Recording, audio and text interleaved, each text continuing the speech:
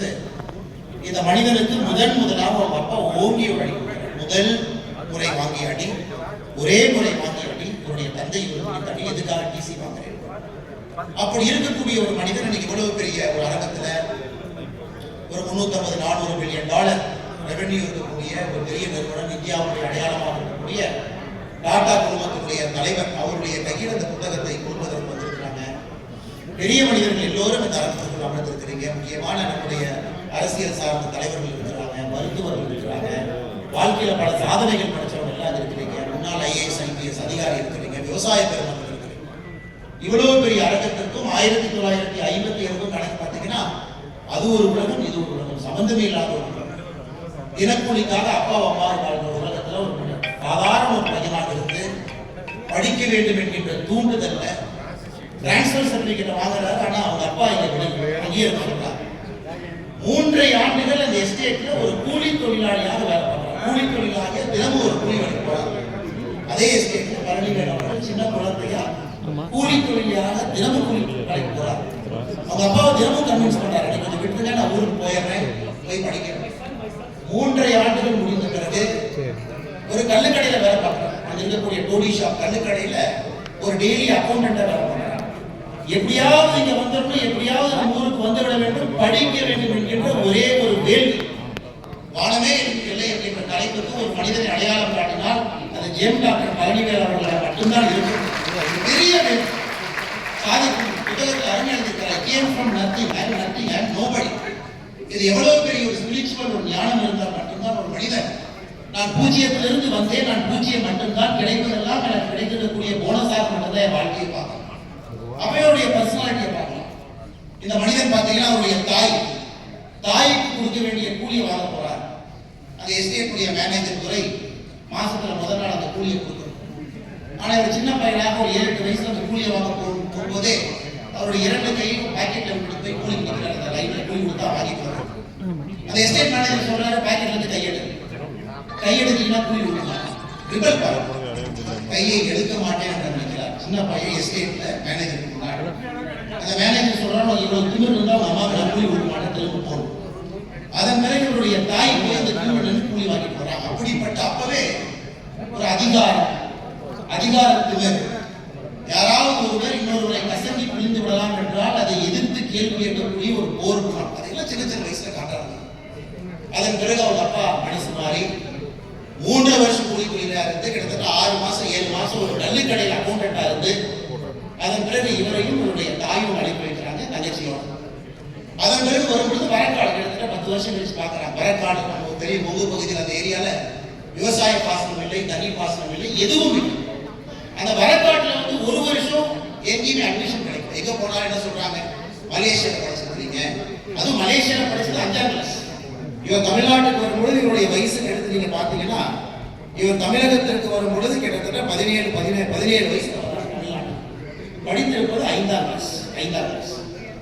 இந்த மனிதன் இன்னைக்கு உயரத்தினுடைய உச்சத்துல, உலகத்தினுடைய உச்சத்துல லாப்ராஸ்கோபியின் கடவுளுக்கு ஜெம் பழனிவேல் என்கிற பேர் ஒரு மனிதன் வாங்கியிருக்கிறார். 17 வயசுல தான் 5ஆம் கிளாஸ் படிக்கிறார். 1 ஆண்டு காலம் எந்த பள்ளிக்கூடத்திலும் இடம் கொடுக்கவில்லை. அதன் பிறகு பாருங்க, ஆசிரியர்கள் பெரிய மனிதர்கள், கடவுள் நம்ம எப்பவுமே சொல்லுவாங்க. இவருக்கென்று ஒரு அற்புதமான ஆசிரியர் நல்லூர் பள்ளிக்கூடத்துல வர்றாங்க. அந்த அற்புதமான ஆசிரியர் தம்பி பழனிவேலும் ஒரு பையன் 8ஆம் கிளாஸ் படிச்சான். அந்த பையன் ஸ்கூலை விட்டு போயிட்டான். அந்த பழனிவேலும் உன் பேரை போட்டாங்க, நீ 9ஆம் கிளாஸ் படி. அதாவது 8ஆம் கிளாஸ் படிச்ச பழனிவேல் யாரோ சம்பந்தமே இல்லாம அந்த பழனிவேல் ஸ்கூல் விட்டு போனதற்காக அந்த பழனிவேல் பேர்ல இவரு ஸ்கூலுக்குள்ள போறார். அந்த ஹெட் மாஸ்டர் அன்னைக்கு அந்த முயற்சி எடுக்கவில்லை என்றால் இன்னைக்கு நம்ம ரிஸ்க் டேக்கிங்னு சொல்றாங்க. ஒரு ஹெட் மாஸ்டர் தவறா கூட இருக்கலாம், தவறுதான், சட்டப்படி அது தவறுதான். ஒரு மாணவனுடைய இடத்தை இன்னொரு மாணவன் கொடுக்குறாங்க. அன்னைக்கு அந்த ரிஸ்க் எடுத்து அந்த பழனிவேலை 8ஆம் கிளாஸ்ல சேர்த்ததுனால திரும்ப அங்க படிக்கிறார். 10ஆம் கிளாஸ்ல கண்டுபிடிச்சாங்க CEO, மறுபடியும் பள்ளிக்கூடத்தை விட்டு நீக்கிறான். ஏன்னா ஆரம்ப காலத்தை மட்டும் பேச வேண்டும் என்பது என்னுடைய ஆசை. காரணம், மருத்துவராக பழனிவேல் அவர்கள் எல்லோருக்கும் தெரியும். இங்க பாதி பேர் உண்மையை சொல்ல போனா பேஷண்ட் இல்லை, நான் அவருடைய பேஷண்ட் தான். அதனால எல்லோருக்கும் மருத்துவராக அவரை தெரிகிறது. ஆனால் பழனிவேலுவாக அந்த கூலி தொழிலாளியுடைய மகனாக, ஒரு கூலி தொழிலாளியாக, ஒரு கல்லுக்கடையிலே அக்கௌண்டன்டாக, ஒரு தினக்கூலியாக இருந்து படிக்க முடியும் என்று காட்டி அந்த வேள்வி இருக்கக்கூடிய மனிதன் அதன் பிறகு 10ஆம் கிளாஸ் சிஓ நீட்டிப்பாங்க. இடம் கிடையாது. யாரை பிடிக்கிறதுன்னு தெரியல. ஒரு சுதந்திர போராட்ட தியாகியை போய் இவரும் அப்பாவும் பிடிக்கிறாங்க. சுதந்திர போராட்ட தியாகி போய் கேட்கிறார், தயவு செஞ்சு பண்ணிப்பீங்க, தவறு கிடையாது, படிப்பதற்காகத்தான் அதை பண்ணாங்க. அந்த சுதந்திர போராட்ட தியாகி வெள்ளையிலே வெளியேறு திட்டத்திலே இயக்கத்திலே பாடுபட்ட மனிதன் சிஓவுடைய காலில் சாஷ்டாங்கமா விழுந்து உங்க காலை பிடிச்சி கேட்கிற இந்த தம்பியை கொஞ்சம் படிக்க வைக்க. அதன் பிறகு அந்த சிஓ மனசு மாறி ஒரு சீட்டு. எவ்வளவு பெரிய ஒரு வாழ்க்கை, எவ்வளவு பெரிய ஒரு மனிதர் முன்னாள் என்று கொண்டிருக்கிறார். எவ்வளவு எளிமையாக, எந்த ஒரு ஆடம்பரமும் இல்லாம இந்த மனிதன் அதன் பிறகு படிக்க ஆரம்பித்து படிச்ச அந்த ஃபாரஸ்ட் சொல்லுவாங்க, ஓடுனான் ஓடிக்கொண்டே இருந்தான்னு சொன்ன மாதிரி ரன்னிங் அப்படிங்கிற மாதிரி 10th படிக்கிறாரு, பியூசி முடிக்கிறாரு, சென்ட் ஜோசப் காலேஜுக்கு போறாரு. எனக்கு இந்த மனிதனுடைய புத்தகத்துல வாழ்க்கையில் பிடிச்சதுனால மிரட்டுகின்ற நேர்மை, மிரட்டுகின்ற நேர்மை. ஒரு வானமே எல்லை நம்ம சொல்றோம், எதை வேண்டுமானாலும் சாதிக்க முடியும் என்று நாம் சொல்ல வேண்டும் என்றால் அந்த மனிதன் அவனை பார்க்கக்கூடிய விதத்துல ஒரு நேர்மை. இவர் சொல்றாரு, எனக்கு எம்பிபிஎஸ் எப்படி கிடைச்சது, கனடாவில் நான் பிடிச்சாச்சு, பியூசி போயிட்டு சென்ட் ஜோசப் போயிட்டு டிஸ்டிங்ஷன் வந்துட்டேன். ஆனா தமிழகத்துல நேர்மையான முறையில எம்பிபிஎஸ் எனக்கு நேர்மையான முறையில சீட்டு கிடைக்கல. யாரையோ கை கால பிடிச்சோம், ஒரு அரசியல்வாதியை பிடிச்சோம். நான் எங்க அப்பாவை போய் பல அரசியல்வாதியை பார்த்த பிறகு எனக்கு ஒரு எம்பிபிஎஸ் சீட்டு ஸ்டாண்டிங் கொடுத்தாங்க. அதை இந்த புத்தகத்தில் எழுதியிருக்கிறார். அது இன்ஃபுளுன்ஸா எனக்கு தெரியாது. ஒருவேளை நான் தவறு செய்துதான் எனக்கு மெடிக்கல் காலேஜ் சீட் கிடைச்சது எனக்கு தெரியாது. எவ்வளவு பெரிய நேர்மை. சிஸ்டம் தவறு பண்ணதுங்க, சிஸ்டம்ல தவறு இருக்கு. சிஸ்டம் தவறு பண்றதுனால இத்தனை போன்ற எத்தனையோ மனிதர்களுக்கு வாய்ப்பு கிடைக்காம இருக்கு. அதுல சில பேர் யாருக்கு இந்த இன்ஃபுளுன்ஸ்ங்கிற வார்த்தை பயன்படுதோ அவங்க சண்டை போட்டு உள்ள போறாங்க. அதன் பிறகு தொடர்ந்து படிக்கிறாங்க. திரும்ப நான் அடுத்த பகுதிக்கு வந்தேன். இப்ப யோசிச்சு பாருங்க, ஒரு கூலி தொழிலாளி கொங்கு பகுதியில பரமத்தீவு பக்கத்துல ஒரு சின்ன கிராமத்துல ஒரு விவசாயியுடைய மகன். அதன் பிறகு அவர் செய்திருக்கக்கூடிய சாதனையை பாருங்க. அதே மலேசியால கொஞ்ச நாளைக்கு முன்னாடி அவரை கூப்பிட்டு ஹானர் பண்றாங்க. மலேசியாவுடைய உச்சபட்சமாக இருக்கக்கூடிய college of surgeons, academy of medicine of Malaysia laparoscopic சர்ஜரிக்காக அவர் கூப்பிடுறாங்க. அதனுடைய சைட்டேஷன் படிக்க விரும்புறாங்க 2 பக்கத்துல. Due to the want of living and financial constraint, he had to work as a daily laborer in Kalapa Bali Estate, Malaysia, before returning to India. Now his world-renowned surgeon awarded the highest honor in Malaysia. எந்த ஊர்ல கூலி தொழிலாளியாக ஒரு எஸ்டேட்ல வேலை பார்த்து வெளியே வந்தாரோ அதே ஊர்ல இருக்கக்கூடிய எல்லா சர்ஜன்ஸும் இணைந்து இவரை கூப்பிட்டு அந்த ஊரினுடைய உச்சபட்ச விருதை கொடுக்குறாங்க. விருதை பத்தி பத்தவே இல்லை. ஆனா எல்லா இடத்திலும் கூட அவருடைய நேர்மையை பார்த்துக்கிட்டா, குறிப்பா அவருடைய மனைவி, அவருடைய குடும்பம், மகனுக்கும் அவருக்கும் இருக்கக்கூடிய ரிலேஷன்ஷிப், எதற்காக மருத்துவமனை கட்டியிருக்கின்றேன், பணத்தினுடைய முக்கியத்துவம், அதெல்லாம் பார்க்கும் பொழுது இந்த மனிதன், ஆங்கிலத்தில் சொல்லுவாங்க there is something called a state of flow அப்படின்னா, ஒரு கிரிக்கெட்டை சொல்லுவாங்க I'm in a state of flow. நான் போனா பால் வருது, பால் பார்த்தா 4 போதா 6 போதா எனக்கு தெரியாது. I'm in a state of flow. அதாவது என்னுடைய பேஷன், என்னுடைய என்ஜாய்மெண்ட், என்னுடைய ஃபோக்கஸ் எல்லாம் சரியான நேரத்தில் இருந்ததுன்னா ஸ்டேட் முதலாக அனாட்டமிக்ஸ் கிளாஸுக்குள்ள போக ஆரம்பிக்கிறேன். முதலாக சர்ஜரியை பார்க்கிறேன். I felt like a spiritual being அப்படிங்கிறார். ஒரு ஆன்மீகவாதியாக என்னை நான் உணர்கின்றேன். ஒரு அனாட்டமி படிக்க கொடுக்கிறார். அதன் பிறகு தொடர்ந்து கொண்டு எதையுமே ஏற்று கிடைக்க what ever life is giving accept பண்ணு. எம்பிபிஎஸ் முடிச்சாச்சு, எம்எஸ் முடிச்சாச்சு, மாமனார் சைடுல எல்லாமே சொல்றாங்க ஒரு பெரிய மருத்துவமனை கட்டி சேலத்துல நீங்க.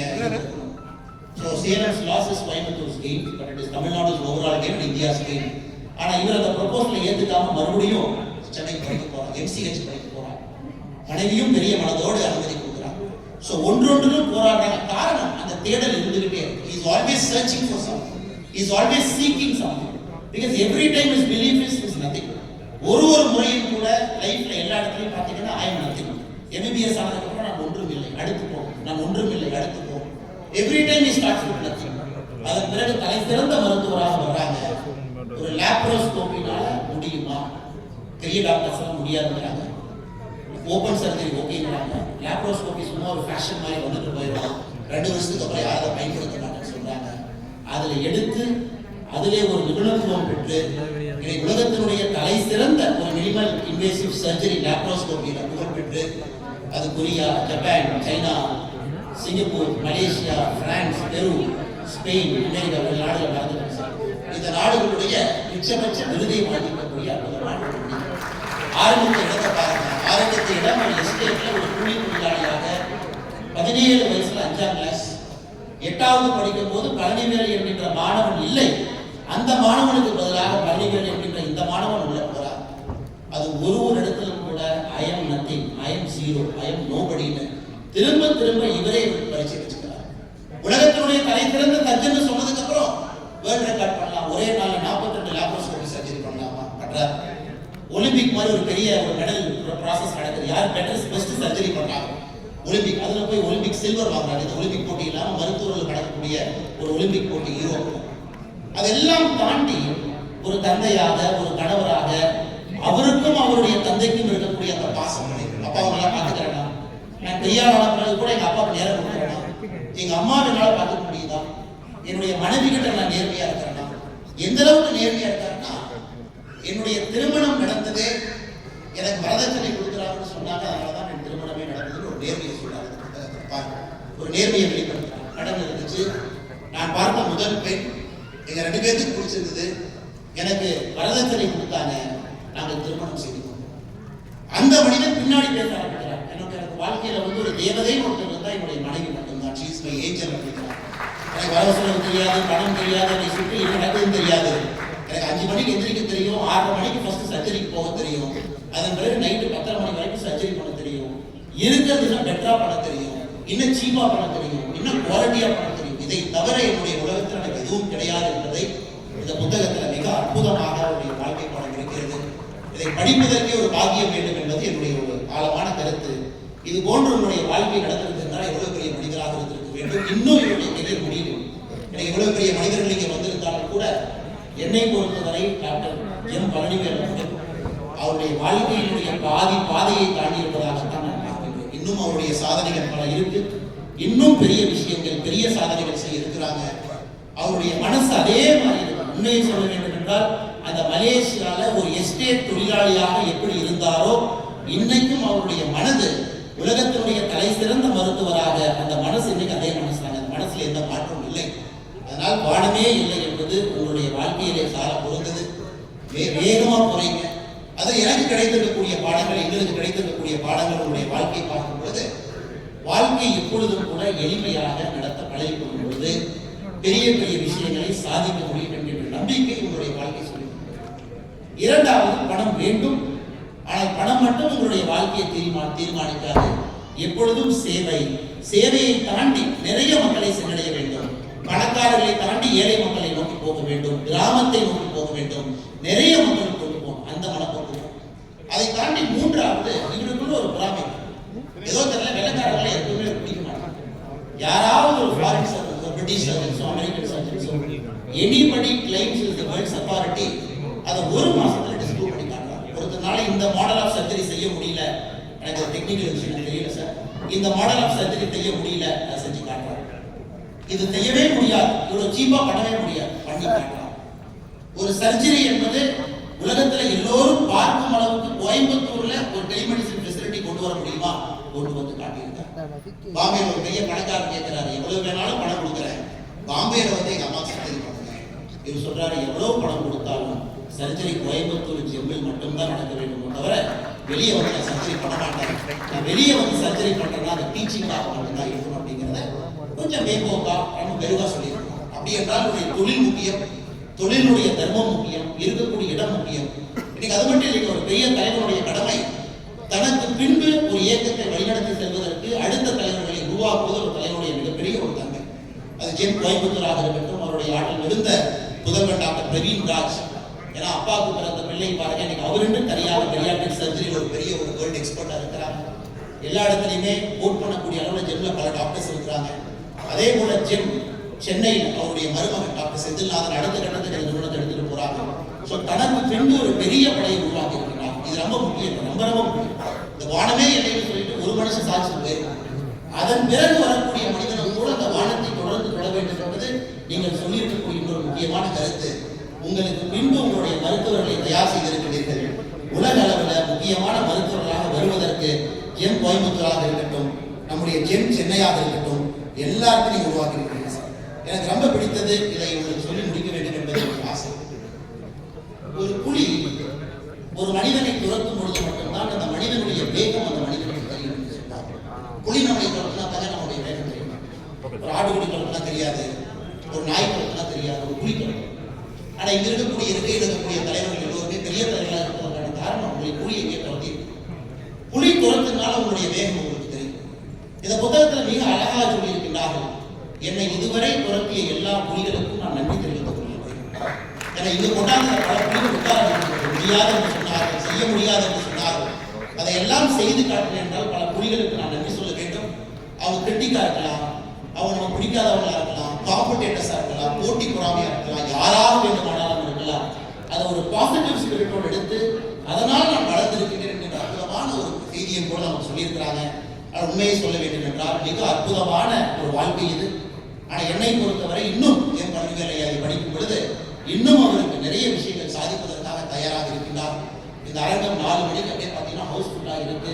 அது குறிப்பாக சந்திரசேகரன் சார் வந்து இதுக்கு ஒத்துக்கவே மாட்டாங்க. Never seen in private function for long time. அவர் நேரத்தை கொடுத்து ஒரு தனியார் ஒரு ஃபங்க்ஷனுக்கு வர்றாங்க. அது முழுவதுமாக டாக்டர் டிஆர் கார்த்திகேயன் ஐயா அதை நடத்தி காட்டியிருக்கும் என்றால் எவ்வளவு பெரிய மரியாதை இந்த மனிதருக்கு இருக்க வேண்டும்.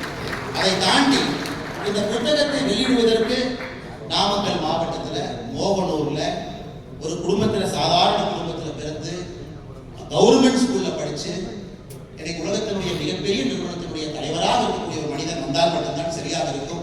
அதனால அந்த இயற்கை பாருங்க, நாமக்கல் இருக்கக்கூடிய 2 பேருக்கு சேர்த்து வைக்குது. 2 பேரும் சாதாரண குடும்பத்தில் பிறந்தவர்கள். ஒரு மனிதன் கூலி தொழிலாளியாக போயிட்டு டாக்டரா இருக்கிறாரு. இன்னொரு மனிதன் சாதாரண குடும்பத்திலிருந்து அரசு பள்ளியில படித்து இன்னைக்கு நம்முடைய தமிழினத்தினுடைய அடையாளமாக டாடா குடும்பத்தினுடைய தலைவராக இருக்கக்கூடிய சந்திரசேகரன் ஐயா வந்து இந்த புத்தகத்தை வெளியிடுறாங்க. எவ்வளவு பெரிய ஒரு அற்புதமான விஷயம் பாருங்க. அதை தாண்டி முன்னேறி இருக்கக்கூடிய எல்லா பெரிய தலைவர்கள் இருக்கிறாங்க. குறிப்பாக என்னோடு வந்திருக்கக்கூடிய அன்புமணி ராமதாஸ் அண்ணன், செந்தமிழன் சீமான் அண்ணன், இருக்கக்கூடிய எல்லா பெரிய மருத்துவர்கள், இருக்கக்கூடிய எல்லா வகுப்புகளை சார்ந்த நம்முடைய தொழிலதிபர்கள். காரணம் அரசியலுக்காக ஐடியாலஜியெல்லாம் தாண்டி வந்திருக்கிறாங்க. அடுத்து திராவிட முன்னேற்ற கழகம், அனைத்து இந்திய அண்ணா திராவிட முன்னேற்ற கழகம், எல்லா தொழில் இருக்கக்கூடிய தலைவர். கடைசியாக ஒரே விஷயத்தை சொல்லிக்கிறேன் சார், எனக்கு நீங்க தான் சார் சர்ஜரி பண்ணீங்க, உங்களுக்கு ஞாபகம் இருக்குமான்னு தெரியாது. என்பிஏ ஹார்ட் ரைடிங் ஹெர்னியா ஹார்ட் ரைடிங் வந்தோடனே சொல்றாங்க ஹெர்னியா சர்ஜரி பண்ணிட்டு தான் வரணும். நான் கேட்ட சர்ஜரி பண்ணா 2 மாசம் ஆகலையே, அப்ப இந்த ட்ரைனிங் பண்ணலாம் இல்லைங்க, அடுத்த பேட்ச் ட்ரைனிங் சேர்த்துங்க, 1 வருஷம் பிரேக் எடுத்துங்க. யாரோ சொல்றாங்க கோயம்புத்தூர்ல ஜெம் பழனிகள் அவங்க இருக்கிறாங்க, சர்ஜரி பண்ணுவாங்க, போனா உடனே பண்ணிருப்பாங்க. பட் ஜெம் பழனிகள் சார் டைம் கிடைக்கும். அவர் சொல்றாங்க நான் ஜெர்மனிக்கு போனுங்க, காலையில் 5:30 மணிக்கு சர்ஜரி பண்ணி கொடுத்துட்டு நான் ஜெர்மனிக்கு போறேன். இந்த போய் படிக்கும் போது தான் தெரியுது ஏன் ஜெர்மனிக்கு அடிக்கடி போறீங்க. அதன் பிறகு 5:30 மணிக்கு சர்ஜரி பண்ணி ஒரே நாள் டிஸ்சார்ஜ் பண்ணி அனுப்புறாங்க. நானும் 15வது நாள்ல என்னுடைய என்பிஏ போலீஸ் ட்ரைனிங் ரிப்போர்ட் பண்ணுறேன். அப்போ All India Institute of Medical சயின்ஸ்ல அந்த மெடிக்கல் போர்டு செக் பண்றாங்க. அப்போ நான் லெட்டர்லாம் கொடுத்தீங்க தான் சர்ஜரி பண்ணுன்னு சொன்னோடனே ஒரு 2-3 வேறு மாநிலத்தினுடைய டாக்டர்ஸ் இருந்தாங்க. அவர் அந்த ஃபைலை திறந்து பார்க்குறாரு, உங்களுடைய பேரை பார்க்குறாரு, நல்லா உத்து பார்க்குறாரு. ஒரு படிச்சுமே சொன்னாரு ஃபைலை கொடுத்து நீங்கள் கிளம்பலாம் அப்படின்னா. இது All India Institute of Medical Science medical board. நான் கேட்டேன் எதுக்கு சார்? அவருடைய லாப்ரோஸ்கோபிக் சர்ஜரி புக்கு தாங்க எங்களுடைய டெக்ஸ்ட் புக்கு. ஆனால் நான் யார், அவருடைய சர்ஜரி எவாலுவேட் பண்ணி உங்களை செக் பண்ணுறது நான் யார்? அப்படிப்பட்ட ஒரு பெரிய இடத்துல இருக்கிறீங்க சார். எல்லா இடத்துல எங்களுக்கு ஒரு பெரிய பெருமை உங்களால் கிடைத்துக் கொண்டிருக்கிறது. அதனால் இங்கே வந்திருக்கக்கூடிய எல்லா பெரியோர்களுக்கும் நன்றியை தெரிவித்து, வானமே இல்லையாக உங்கள் வாழ்க்கை இருக்கட்டும், இன்னும் மகிழ்ச்சி இருக்கட்டும், எல்லா பெரும் செல்வங்களும் சொத்துக்களும் உங்களுக்கு இருக்கட்டும். காரணம் உங்களுக்கு வரக்கூடிய சொத்துக்கள் திரும்ப மக்களுக்கு தான் போகுது. ஆனால் ஆண்டவன் எல்லாம் உங்களுக்கு கொடுக்கட்டும். உங்களுடைய குடும்பத்திற்கு இங்கு வந்திருக்கக்கூடிய எல்லா பெரியோர்களுக்கும் என்னுடைய நிகழ்ந்த வாழ்த்துக்களை நான் சொல்லி தெரிவித்து என்னுடைய உரையை முடிந்து கொள்கின்றேன். நன்றி. நன்றி நன்றி நன்றி சார். ஒரு பெரிய கவிதாயம் மாண்புமிகு திரு செந்தமிழன் சீமான் அவர்களை புதுமை சக்தி என்ற தலைப்பில் பேச வருமாறு பெருமையுடன் மேடைக்கு அழைக்கின்றோம். ஒரு பெரிய கைதட்டல் கொடுக்கலாம். வணக்கத்திற்குரிய பெருமக்களே, உங்கள் அனைவருக்கும் என் அன்பு வணக்கம்.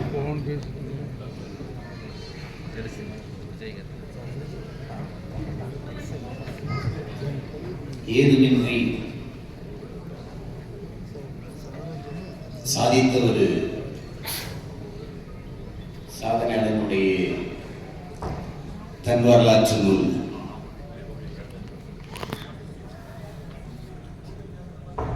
இங்கே தன்னுடைய வாழ்க்கை குறிப்பை பதிவு செய்கிற போது ஒரு தற்பெருமை பேசுவது போல பார்க்கப்படுகிறது.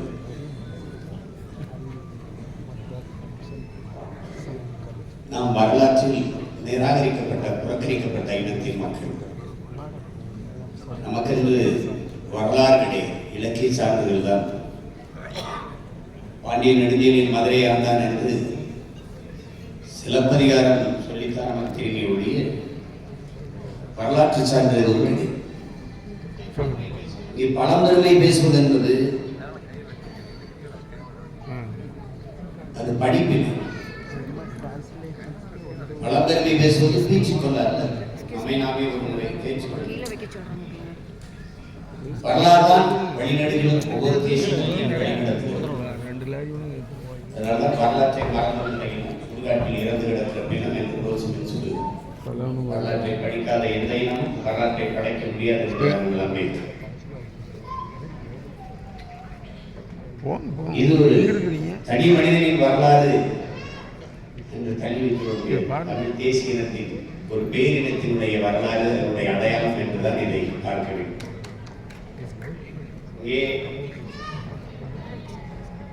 ஒவ்வொரு புத்தகமும் ஒரு விதைகள் என்கிறார் புரட்சி பாவலர் பாரதிதாசன்.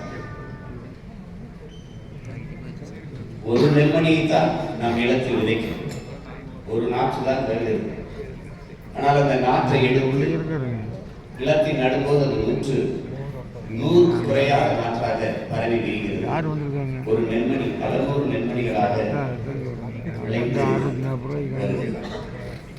அப்படித்தான் பெருமைக்குரிய இந்த புத்தகத்தை குனிந்து படிக்கும் போது வருங்கால தலைமுறை நிமிர்ந்து நிற்கும் என்பதற்காக கடந்த காலம் தெரியாதவனுக்கு நிகழ்காலம் இல்லை, நிகழ்காலம் தெரியாதவனுக்கு எதிர்காலமே இல்லை. ஒருவன் நிகழ்காலத்தை குனிந்து தேடுகிறான் என்றால் எதிர்காலத்தில் நிமிர்ந்து நிற்பதற்குத்தான். இந்த புத்தகத்தை நம்முடைய ஐயா இப்படி தொடங்குகிறார். நான் ஒரு ஏழை விவசாயி மகன். எனது முன்னவர்கள் எங்கள் மூதாதையரின் வறண்ட நிலத்தில், அது ரொம்ப அந்த வார்த்தை கவனத்தில் சொல்லும், வறண்ட நிலத்தில் விதைத்து வாழ்ந்து கொண்டிருந்தார்கள். அவர்கள் எந்த வறுமையும் தன்னுடைய கிராமத்தை விட்டு வெளியேற வேண்டும் என்ற எண்ணமே அவர்களுக்கு இருந்ததில்லை. தூர தேசத்து மனிதர்களை அவர்கள் ஒருபோதும் சந்தித்ததில்லை. பேசுகிற தாய்மொழி தவிர பிறமொழி அவர்கள் அறிந்ததில்லை. அந்த வழியில் வந்தவன் நான். ஆனால் நான் மேலும் மேலும் உயரே செல்ல வேண்டும் என்ற தாகத்தில் என்னுடைய கிராமத்தை விட்டு வெளியேறினேன், என்னுடைய நாட்டை விட்டு வெளியேறினேன். அங்கே உலகத்தில் நடந்த பல்வேறு மாநாடுகள், கருத்தரங்குகள் எனக்கு ஒரு புதிய உலகத்தை பார்ப்பதற்கான மகத்தான ஜன்னலை திறந்து விட்டது. அதன் மூலமாக ஒரு தொடுவானத்தை, அழகான தொடுவானத்தை நான் பார்த்தேன் என்று சொல்கிறேன். அதிலிருந்துதான் இந்த புத்தகங்கள் வாசல் திறந்தது. அதிலே வாழ்த்துறை இருந்த பெருமக்கள் வேரி சாக்கி என்ற ஒரு பெருந்தகை மருத்துவர் பெருமகன் நம்முடைய ஐயா பற்றி குறிப்பிடுகிற போது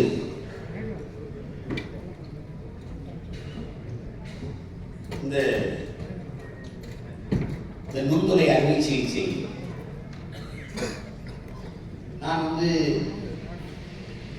அமெரிக்க நுண்துளை அறுவை சிகிச்சை, அதை இறப்பை, உடல் நோய் இதற்கான அறுவை சிகிச்சை இதில் நான் தலைவராக இருக்கிறேன். அப்போது துணைத் தலைவராக இருந்தேன். ஆனால் அப்போது யாரெல்லாம் இந்த அறுவை சிகிச்சையில் சிறப்பாக செய்கிறார்களோ அந்த காணொலிகளை பார்த்து அதை மதிப்பீடு செய்வது என்னுடைய பணி.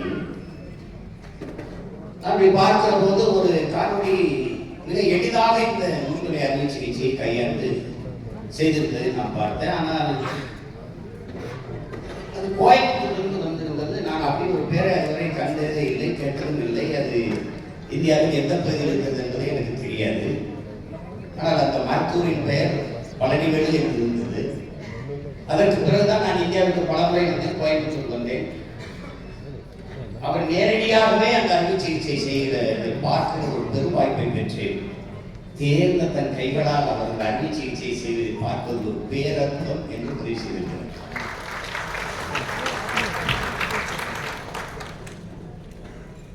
அதற்கு பிறகு நீ என் ஸ்ரீகண்டே என்கிற அவர் ஒரு மருத்துவ மேதை.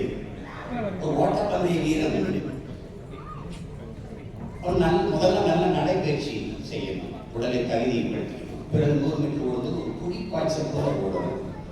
பிறகு தொடர் ஓட்டம், மாரத்தான் ஓட்டம், நீண்ட தூர ஓட்டம் ஓடும்போது அதற்கு தன் திறனை தன் ஆற்றலை முழுமையாக செலுத்தி விடாமல் தேக்கி வைத்து ஓடணும்.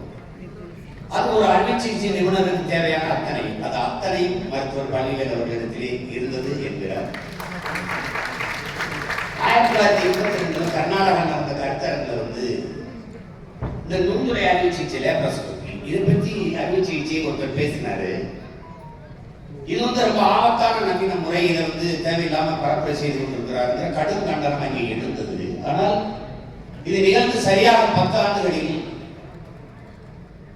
அறுவை சிகிச்சை உலகத்தை பெரும் தாக்கத்தை தன்மைப்படுத்திக் கொண்டிருந்தது. இந்த லேப்ரோஸ்கோபி, இந்த நுண்துளை அறுவை சிகிச்சை முறை தன்மைப்படுத்திச்சு உலகத்தை. அப்போது அவர் அதே தான் சொல்றாரு. நான் பல அறுவை சிகிச்சை இதில் பார்க்கும்போது எனக்கு தெரியாதப்போ ஒரு துடிப்பு மிக்க ஒரு இளைஞன் இந்த அறுவை சிகிச்சை முறையில் தென்னிந்தியாவிலிருந்து கோயம்புத்தூரிலிருந்து வந்து ஒரு அசாத்திய சாதனையை படைத்து உலகத்தை தன் பக்கம் திருப்புகிற அளவுக்கு ஒரு தாக்கத்தை ஏற்படுத்துவான் என்று நான் அப்போது கனவிலும் நினைக்கிறேன். அது நம்முடைய ஐயா மருத்துவர் பள்ளிகள் அவர்கள் தான். நம்முடைய தமிழ் அறிவியலின் அடையாளங்களாக இருக்க ஐயா இருக்கலாம். ஐயா மயில்சாமி அண்ணாதுரை, ஐயா மயில்சாமி அண்ணாதுரை சமுதாயம் திட்டக்குழுவினுடைய இயக்குனர், திட்டத்தினுடைய இயக்குனர். அவர் சொல்றாங்க, அவருடைய இந்த நூல் என்பது வருங்கால தலைமுறை வாசித்து நேசித்து ஒரு வழித்தடமாக ஒரு வாழ்க்கையின் உதாரணமாக வைத்துக் கொள்ளக்கூடிய ஒன்று. நாள்தோறும் கற்பது, புதிதாக கண்டுபிடிக்க வேண்டும் என்கிற பேரார்வம், நம்முடைய பண்பாட்டின் வேரை மறக்காமல் இருப்பது, மக்களின் சேவை குறித்தே அதிகமும் சிந்திப்பது, இதெல்லாம் பழனிவையின் பெருமைமிக்க அடையாளங்கள் என்று இந்த நூலிலே அவர் பதிவு செய்திருப்பது. தன் வாழ்நாளில் அவர் சந்தித்த நெருக்கடிகளையும் உழைத்து உயர்ந்த உயரத்தையும் மக்களின் எளிய மொழியில் பதிவு செய்திருக்கிறார் என்று ஐயா மயில்சாமி அண்ணாதுரை அவர்கள் இந்த நூலை பற்றி அதிலே உரைநடை, அதை தாண்டி கவிதை நடையில் ஐயா சொன்னதெல்லாம் சில வரிகளில் சில வார்த்தைகளை சில பக்கங்களை படிக்கும் போது நாம் உரைத்து போவோம். அப்படி பல பக்கங்களில் நான் உரைத்திருந்தேன். இதிலே ஐயா சொல்லுறாங்க, ஒரே மாதிரி அறிவிச்சிருக்காங்க, ஒரே மாதிரி தான், ஒரே மாதிரி தினந்தோறும் அதே தான். ஆனால் நோயாளிகள் ஒவ்வொருவரும் புதியவர்கள் என்கிறார். சிகிச்சை முறை மட்டும்தான், நோயாளிகள் புதியவர்கள். இது அழுப்பு தட்டுமா என்று, இது அழுப்பு தட்டக்கூடிய ஒன்று என்று நான் எப்படி சொல்வது? முழு ஈடுபாட்டோடு செய்தேன், முழு ஈடுபாட்டோடு இந்த பணியை செய்தேன். என்னுடைய கால சிறகுகள் மிக வேகமாக பறந்தது, உயிரை பறந்தது. அதனுடைய சிறகுகளின் நீளம், அந்த சிறகுகள் மிக நீளமானது, மிக வலிமையானது. புத்துணர்வு தரும் காற்றின் திசையில் நீளவாடி பறக்குகிற போது களைப்பு ஏற்பட வாய்ப்பு எது? அப்படி செய்கிற தன் வேலையை முழு ஈடுபாட்டோடு செய்கிற ஒரு பெருந்தகை, ஒரு சேவையாக நினைத்து செய்கிற பெருந்தகை நம்முடைய பள்ளிகள். அவர் படித்து இந்த இடத்திற்கு நாம் ஒரு சாதனையாளரை பார்க்கும்போது பொறாமைதான். இந்த சாதனையை நின்று பார்க்கும்போது காஞ்சி பெரியவர் சங்கராச்சாரியார் அவர்கள் சொல்கிறார், ஒருவன் சாதனையை பார்த்து நீ பொறாமைப்படாதே, இதை சாதிப்பதற்கு அவன் கொடுத்த வேலை, அவன் பட்ட வேதனை, அவன் பட்ட துயரங்கள், துன்பங்கள், கஷ்டங்களை ஒரு தடவை பார்த்தில் என்றால் பொறாமை வராது, பெருமைதான் வரும் என்று.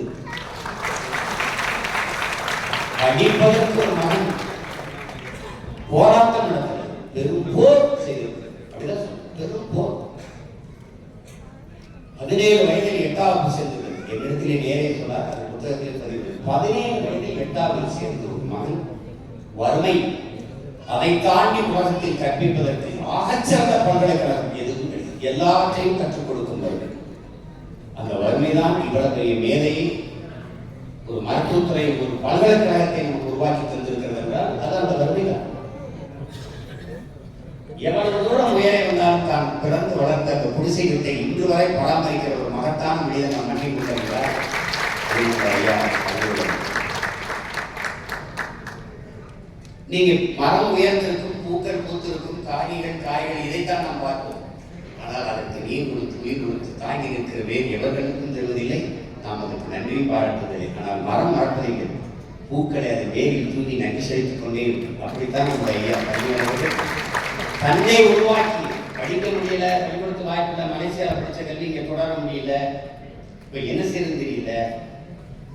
அந்த நேரத்தில் வையாபுரிங்கிற ஒரு ஆசிரியர், அது நல்வாய்ப்புன்னு சொல்லுவோம். அதிர்ஷ்டம்ங்கிறாங்க, நம்ம நல்வாய்ப்பு, எதிர்பாராத நல்வாய்ப்பு, திடீர்னு அது ஒரு இளைஞர் தான் அந்த வாய்ப்பை உனக்கு நீங்கள் படிக்கிறது ரொம்ப ஆர்வமாக இருக்கு. தினம் அந்த பள்ளிக்கூட வாசலை நின்றுக்கிறியே, உனக்கு கொடுக்குற நீ தொடரு, நீ நிறைய சாதிப்பாய், நான் நம்புறேன் அப்படின்னு சேர்த்துக்கிறேன். அதில் சீக்கிரம் சட்டப்படி மலேசிய கல்வி முறைக்கு நமக்கு நிறைய மாறுபாடு இருக்கு. அதை சொல்லாமல் சேர்த்தது குற்றம், சட்டப்படி தவறுனா அதையும் மீறி வையாபுரிங்கிற ஒரு மகத்தான மகன் இந்த மானுடனின் வாழ்க்கையின் விளக்கை ஏற்றி வைக்கிறார், சேர்த்துக்கிறேன். அதிலிருந்து படிச்சு எல்லாம் பியூசியில் நிறைய மதிப்பெண் பெற்றால் மருத்துவ கல்லூரிக்கு போக முடியும். அதில் ஒவ்வொருத்தரும் ஒரு வாழ்க்கையில் ஒரு முன்மாதிரியாக இருக்கிறாங்க, தாக்கத்தை இருக்கிறாங்க. அதுல குறிப்பா நிலத்துக்கு மதில் வேலி போடணுங்கிறதுக்காக கண்டுடைக்கும் போது கல்லில் கையில் அடிவிட்டு அது வீங்கிடுது, அது பிரச்சனையாயிடும். நமக்கு ஒரு மரப்பு இருக்கு, நம்ம மண்ணில் நம்ம முன்னோர்களுக்கு எது ஒன்றையும் சோசியம் கேட்கணும், புரியாத கேட்கணும் அப்படின்னா தங்கச்சி தனலட்சுமி அவங்க இழந்துறாங்க ஐயாவை. மருத்துவத்துக்கு பண்ணி காட்டாம இதெல்லாம் நேரம் நேரம் பார்க்கணும், போக வேணாம், புரி பார்க்கணும், போக வேணாம்னு சொன்னா போகக்கூடாது, போகணும்னா போகணும், அப்படி தன் தங்கையை இழந்தவர். இதுக்கும் அதே மாதிரி கைக்கு இதெல்லாம் போய் இதெல்லாம் மருத்துவத்தை போவாங்க புரி சொல்லுதுன்னு சொல்லி கஷ்டப்பட்டு நிற்கிறாங்க, தாங்க முடியும். அப்போ தன்னுடைய மாமா சின்னச்சாமி அந்த அவரை கூப்பிட்டு, தன்னுடைய மாமா துரைச்சாமியை கூப்பிட்டு அவரை நாமக்கல்ல இருக்கிற மருத்துவர் காளியப்பன் போய் காட்டினது. அந்த காளியப்பன் தான் பெரிய திசைக்கு அவரை மாற்றுகிறார். அவருடைய உருவ தோற்றம் எந்த அளவு பண்ணிக்கிறார்கள், சுருள் முடி, வெள்ளை உடை, முகத்தில் ஒரு முடியில் முழுக்க சவரம் பண்ணியிருக்கிறார், கை விரல் நகங்களை எல்லாம் விட்ட வைத்திருக்கிறார், அந்த காலனி பளபளப்பா இடையெல்லாம் முடிச்சிருக்கிறார். அந்த கொஞ்ச நேரத்தில் அவ்வளவு கவனிச்சு அவ்வளவு தனக்கு வாங்கி அந்த கழுத்தில் தொங்க விட்ட அந்த டெத்தாஸ்கோப் இதெல்லாம் பார்க்கும்போது இவரை மாதிரி நாமும் ஒரு நாள் மருத்துவராக இருக்கிற அந்த கனவு அவருக்கு அது ஒரு பெரிய தாக்கத்தை அவர்களை ஏற்படுது. அதை மருத்துவ கனவாக தெரியும் உங்களுக்கு. அவர் பெரும்பாலும் இருக்கார் படிக்கிறதுக்கு.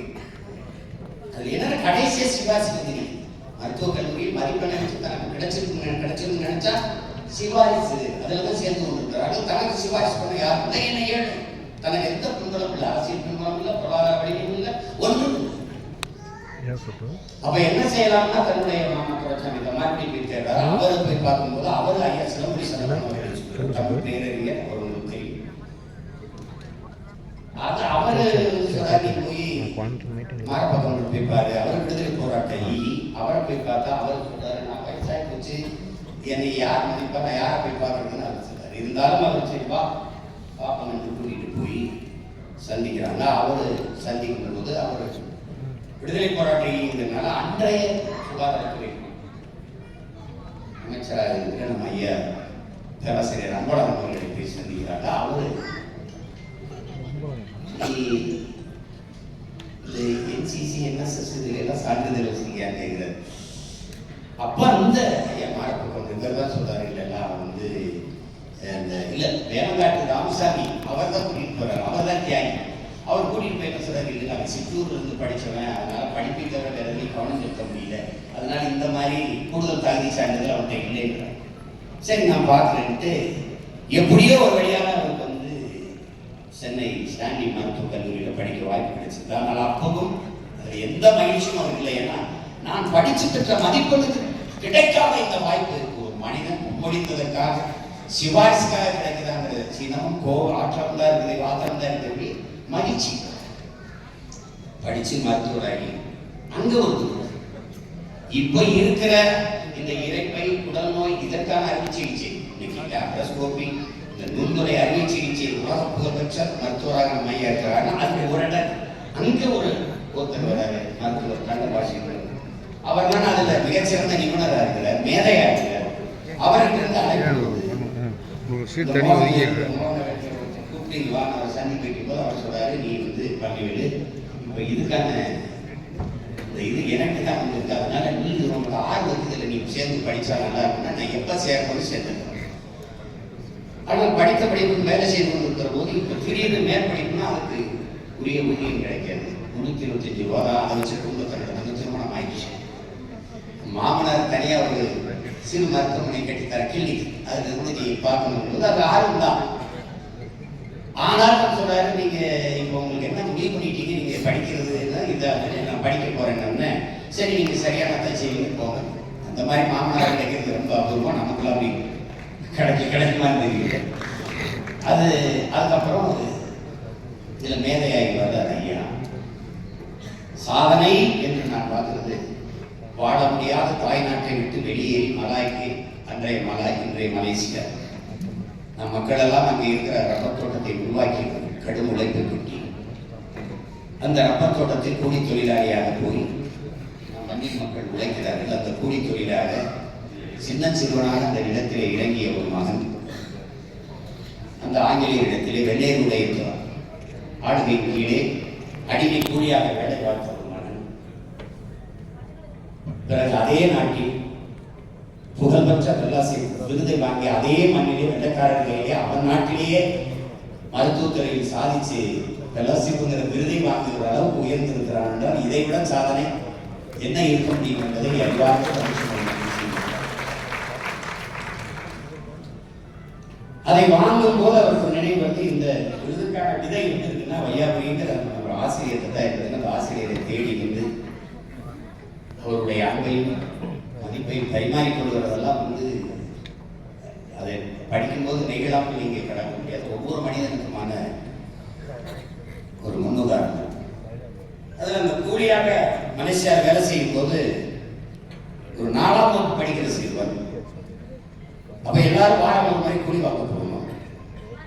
அந்த தோட்டத்தை நிர்வகிக்கிறவன் துறை என்று அழைக்கப்படுகிறான். அவனுக்கு கூட கணக்கு பிள்ளை வேலை செய்கிறவர்கள் எல்லாம் கிராணி என்று அழைக்கப்படுகிறார்கள். அந்த கணக்கு பிள்ளைக்கு மூத்த கூலிகள், நம்முடைய ஆட்கள், அவர்களுக்கு வேலை செய்வது வந்து கங்காணி என்று அழைக்கப்படுகிறது. தன் தாய்க்கு உடல்நிலை சரியில்லாமல் போய்விடுகிறது. காரியமாக நீ போய் எல்லோருக்கும் போய் அந்த கூலியை வாங்கிட்டு வா என்று வாங்குற போது அந்த துறை காசை கொடுத்துக் கொண்டிருக்கிறார். இவர் காலை வைத்து வைத்து பிறங்கை இடுப்பில் இருந்ததை வைத்துக் கொண்டு முறைத்தவரை பார்த்து கொண்டே நிற்கிறார். ஒரு சிறுவன் திமிராக நிற்கிறாரே என்று அவர் பார்க்கிறார். அந்த வெள்ளக்காரத்துல காலை விடுறார், கையிடுறார், அவர் எடுக்கல, அப்படியே பார்த்தபடியே இருக்கிறாரு. அந்த நேரத்தில் ஒரு மின்னல் போல ஒரு சின்ன பின்னி உண்டு. பிளாஷ்பேக் ஐயா பள்ளிகள் அவர்கள் பார்வையிட்டார். அவங்க குடியிருக்கிற பக்கத்துல தான் அவருடைய குடியிருப்பு இருக்குது. அந்த துறையோடது. அவ அப்பப்ப இந்த தீபாவளி கோயில் திருவிழாவெல்லாம் வந்து சில்லறை காசுகளை அள்ளி வீசுவதனுடைய வழக்கம் அவருடைய பொழுதுபோக்கு. அந்த சிறுவர்கள் எல்லாம் பாய்ந்து ஒருவர் ஈர்த்து கொண்டு புழுதியில பிறண்டு எடுக்கிறது வழக்கம். அந்த இடத்துல ஒரு சிறுவன் யோசிக்கிறான். அப்படி பாருங்க, ஏற்கிட்ட காசை வீசியது அதையும் இந்த குழந்தையெல்லாம் பிறந்து புழுதியில பிறண்டு எடுக்கணும், ஆட்சி பிடிச்சிட்டு எடுக்கணும். ஏன் அவன் மரியாதையா கண்டிப்பா கையில கொடுக்கலாமே, இவன் அதை செய்யல அப்படிங்கிற கேள்வி. அந்த கேள்வி, அந்த கோபம் அப்படியே அந்த வேலை நடத்துறது. நீ தான் பெரிய கடை, இது வந்து கோயில் திருவிழாவில் நீ காசு வந்து விட்டேறியுது, இது எங்க அம்மாவுடைய உழைப்புக்கான கூலி, அதை கேட்கறதுக்கு நான் அவன் கையிட்டு கூலி போய் நிற்கிறது. இப்படிதான் நான் நீ எடுத்தது கை எடுத்து இந்த தீவு, இந்த நிமிர்வு, இது எங்க இருந்து வருது? எங்க இருக்கு? பரம்பரை, மரபின் நீட்சி, பரம்பரை ரத்த ஹைதர் அலி மைசூரை தலைமையாளராக கொண்டு ஆளுகிற போது இங்கே இருந்து கப்பம் வசூலித்துக் கொண்டு போகிறார்கள். கப்பம் வசூலித்துக் கொண்டு போறவர்கள் நம்மவர்கள் தான், நம்முடைய வீரர்கள். குதிரையை போய் கொண்டிருக்கும் போது ஒரு சிறுவன் வருகிறார். இளம் வயது சிறுவன், மீசையோட முளைக்கிறார். ஊருக மாரிசை நிறுத்தி வாங்கின கப்பத்தை என்ற குடும்பம் அடிச்சு பறிக்கிறார். சண்டைக்கு தோகடிச்சு கப்பத்தை பறிக்கிறது. காசப்படுறது. என் நிலத்தில் நேரடா உனக்கு கப்பம் போறது, ஏன் நாங்க இந்த போய் மன்னன் கேட்டா என்ன பதில் சொல்றது? போடா போய் சொல்றா. சென்னி மலைக்கு சிவன் மலைக்கு இடையில சின்ன மலை கற்று கொண்டு சொல்றா. அங்க போய் அவன் சொன்ன உடனே அவன் ஐதரடி எத்தனை பேர் ஒருத்தன் என்ன வயசு 19 வயதுல பயன்பட்டான். 19 வயசுல உங்க எத்தனை பேர் அடிச்சுட்டாங்க? பரம்பரை ஈரம், அந்த ரத்தம் வந்து வெள்ளக்காரனான எவனாலும் கதை இல்லை. ஒரு ஏழை விவசாயி மகன் மருத்துவத்துறையில் சாட்சியத்தை பேசிக்கிட்டு, ஒரு ஏழை விவசாயி மகன் மன்னராகி மண்ணையாளுகிற தகுதியை பெற்றது நமது பாட்டன் சின்னமலை மரபு வந்து ஒரு மருத்துவத்தை ஆகிற மருத்துவராக நம்ம ஐயா வர முடியாதா சொல்லுங்க. அதற்கு பிறகு அங்க அவருடைய ஆண்மை திறம், வீரம் இதையெல்லாம் நீங்க பார்க்க முடியும். திருப்பி கல்லூரியில் படிக்கும் போது சுற்றுலா நண்பர்களோட பேருந்தை ஓட்டுநர் வயது முதிர்ந்தவர் மெதுவாக செல்கிறார். ஒரு நிதானமான வேகத்தில் மித வேகத்தில் நண்பர்களுக்கு எல்லாம் இவர் வேகமா போகணும். அதில் ஒரு நேரம் இந்த கிழவன் இருந்து அடி போட்டா தான் வேகமா போக்குவான். வார்த்தை அளந்து விசு சாலமன் விக்டர்னு நம்ம கல்லூரியில் மற்றொரு அவருடைய தாய் குணம் தெரியுமா? நம்முடைய கல்லூரியில் மகளிர் விடுதியிலே தூய்மை பணியை செய்கிற ஒரு தொழிலாளி சாலமன் விக்டருடைய தாய். அதனால அந்த மருத்துவருடைய தாய் பிறந்து போயிட்டுள்ளா. நீ எப்படி இப்படி குறைச்சி மதிப்பிடுவார்? அவர்கிட்ட வெளிவா பேசுவார். அவர் நம் தந்தையின் வயது கொப்பானவர். நாம் பத்திரமாக கொண்டு போய் சேர்க்க வேண்டும் என்று நிதானமாக ஊட்டி செல்கிறார். இதே ஓட்டுநர் உன்னுடைய தந்தையாக இருந்தால் நீ என்ன செய்திருப்பாய்? வேற யாராவது ஒரு பேசியிருந்தால் நீ என்ன செய்திருப்பாய் என்று கேள்வி கேட்கிற அந்த என்ன சொல்றது அந்த மானுடனே. இதே திரைப்படத்தில் பேசுகிறதுல அவன் கதாநாயகன், அவன் நில கதாநாயகன், நம்முடைய ஐயா நிஜ கதாநாயகன் என்பதை அந்த இளம் வயதிலிருந்து எந்த வழித்தடத்திலையும் அவர் தடம் மாறவே.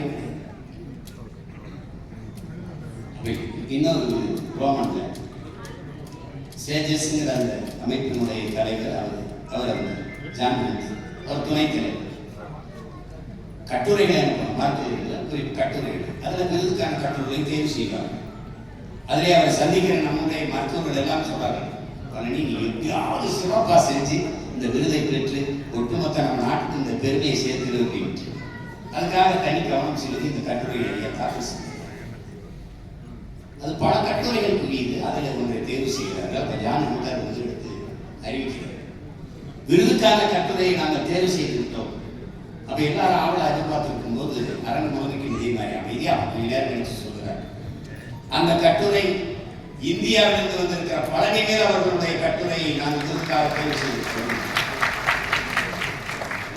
ஐயா அவர்கள் கையை பார்க்கிறார், கைதட்டுகிறார்கள், தங்கையை பார்க்கிறார். இந்த கைதான் இரவுகள் வாராமல் நிலத்திலே உழைத்த கை. இந்த கைதான் தொலைதூரத்தில் இருக்கிற சண்டைக்கு கூடைக்கு சென்ற கை. படிக்கும்போது யாருமே தன்னுடைய பிற்காலத்தை நினைக்காம யாருமே. அப்ப இந்த ஆனால் இன்னைக்கு உலகத்தின் உயரிய அங்கீகாரத்தை பெற இருக்கிறது இந்த கை. இந்த கைதான் தேர்வு எழுத விடாமல் விரட்டி அடிக்கப்பட்ட கை. இந்த கைதான் பள்ளிக்கூடத்தில் படிக்க விடாமல் விரட்டி அடிக்கப்பட்டு கூரை வீட்டில் உட்கார்ந்து தவித்துக் கொண்டிருந்த கை. இந்த கைதான் இன்று உலகத்தின் உயரிய அங்கீகாரத்தை பெற இருக்கிறது. இந்த கைதான் அந்த மதில் சுவர் அமைக்கும் போது கற்களை எடுத்துட்டு போகும்போது விரல் அடிபட்டு காயப்படும் போது அந்த விரல் வளைஞ்சிருக்கு. இன்னும் ஐயாவும் விரல் வளைஞ்சிட்டார். அதை சொல்றார், இப்படி காயப்பட்டு உரிய மருத்துவம் கிடைக்காமல் வளைந்த விரலை கொண்ட இந்த கைதான் இன்று உயரிய அங்கீகாரத்தை பெறப்படுகிறது. உடல்நலிவுற்ற அந்திம காலத்தில் இந்த தந்தையை சரியாக கவனிக்க முடியாமல், வேலையின் காரணமாக சரியாக கவனிக்க முடியாமல் கைவிட்ட கை இந்த கைதான். இந்த கைதான் உலகத்தில் மிக உயர்ந்த விருதை பெற இருக்கிறது என்று எழுப்பது. நீங்க கலங்காத மனிதன் எவரும் இருக்க முடியாது. அவர் வந்து ஏன் இவ்வளவு ஈடுபாடு இருக்குதுன்னா, நம்மள ஒருத்தர் அவருடைய சாதனை என் சாதனை, உங்கள் சாதனை, நம் ஒவ்வொருடைய சாதனையாக இருப்பதால் நமக்கு இவ்வளவு இனம் தெரியாத மகிழ்ச்சியும் பூரிப்பு பெருமையும் இருக்கிறது. அப்படிப்பட்ட ஒரு பெருமகன்.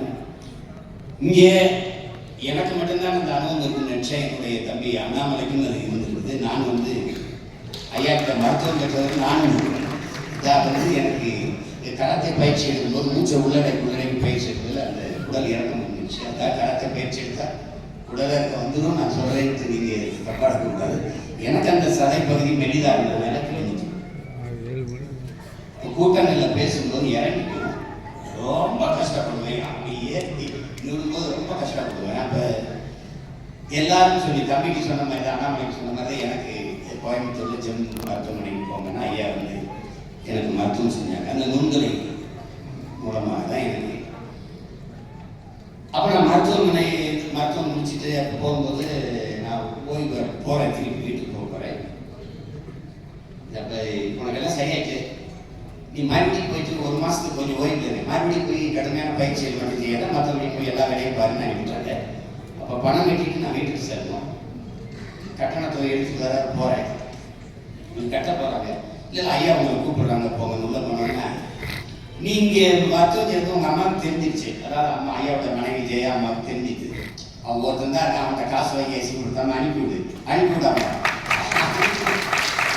என் அம்மா அனுப்பிவிட இப்போ உடம்பு பார்த்துக்க வேற ஏதாவது எனக்கு கூப்பிட்டு அனுப்பிட்டாங்க. அப்போ நான் சொன்னேன், என் தம்பி என் அன்புடைய இளவல் செந்தில் இருக்கிறார் ஐயாவுடைய மருமகன், நான் நல்லா சுற்றி பார்க்கும்போது நான் சொன்னேன், செவிலியர்களெல்லாம் நம்மளால இல்லை. அப்போ இதெல்லாம் வந்து இன்னும் அவுட்டு அறுவை ஆப்ரேஷன் தியேட்டர் அப்படி இருந்தது, அறுவை சிகிச்சை ஒன்றும் இல்லை, உள்ளே வெளியே அப்படிலாம் இல்லை. அப்போ நான் சொன்னேன், இதெல்லாம் தமிழ்லேயே எழுதி ஆங்கிலத்திலே இருக்கலாமே அப்படின்னு. திருப்பி நான் மருத்துவமனைக்கு போனேன். இங்கே பார்த்தாலும் நம்ம முகங்களாக இருந்தது, நம்ம தங்கச்சிகளாக இருந்தாலும் வெளியே அதுக்கப்புறம் இன்னும் அவுட்டுங்களாக இருந்தது. இந்த பையெல்லாம் சொல்லி நம்ம கேட்கறோமான்னு எங்கள் ஐயா நினைக்கல. ஏன்னா எனக்கும் அவருக்கும் உள்ளது ஒரே ரத்தம், தமிழ் ரத்தம்ங்கிறதுனால அது ஒண்ணுதான். நீங்க எப்பவுமே இந்த தன் வரலாறு எழுதுறது நம்ம எல்லாருக்கும் ஒரு தயக்கம் இருக்குது. அது எதிர்கால தலைமுறைக்கு எவ்வளவு பெரிய நம்மளால முடியாது அவ்வளவுதான் என்கிற எல்லோருக்கும் ஐயாவுடைய வாழ்க்கை வரலாறு மிகப்பெரிய வழிகாட்டுதலாக இருக்கும் நான் நினைக்கிறேன். அப்படி பார்த்தா நீங்க சாதனையாளர்கள், தமிழ் இனத்தில் இருக்கிற சாதனையாளர்கள், அந்த முன்னோர்கள் எல்லாம் நீங்க பாருங்க, எவ்வளவுக்கு இருப்பாங்கன்னு பாருங்க. திரைத்துறையிலே எடுத்துக்கிட்டாலும் சரி, அறிவியல் எடுத்துக்கிட்டாலும் சரி, எந்த துறை எடுத்துக்கொண்டாலும் சரி, ஒவ்வொரு துறையிலும் எளிதாக நல்லவர்கள் என்பது கிடையாது. இப்போ வந்ததில்ல, முதல்லையே அதையில்லாத கடலா நல்ல மாணவியை உருவாக்க முடியாது. தடையில்லாத படைக்கு இங்கே ஒரு வேலையும் இல்லை. அப்படி நிறைய துன்ப துயரங்களை தாங்கி வென்று வந்த ஒரு மகத்தான மாமனிதனினுடைய நூலை நாம் கையில் வைத்திருக்கிறோம். சுவாசிப்பது போல வாசிப்பது இருக்க வேண்டும் என்கிறார்கள். தொட்டு பார்த்தால் அது காகிதம், தொடர்ந்து படித்தால் ஆயுதம். ஐயாவுடைய புத்தகத்தை தொடர்ந்து படிக்கணும். அதனாலதான் அப்படிங்கிற பேரை கொடுத்திருக்காங்க. இன்னைக்கு ஆகப்பெரும் சாதனையாளர்கள் இந்த நூலை வெளியிடுகிறார்கள். வருங்கால தலைமுறைக்கு மிகச்சிறந்த வழிகாட்டியாக இந்த நூல் விளங்கும் என்பதில் துணியும் ஐயமில்லை. பெருமதிப்பிற்கும் போற்றுதற்கும் உரிய நம்முடைய ஐயா மருத்துவர் பழனிவேல் அவர்களுக்கு என்னுடைய அன்பும் வாழ்த்துக்களும். தொடரட்டும் உங்கள் பணி, சிறக்கட்டும் தமிழகம் இனி. நன்றி.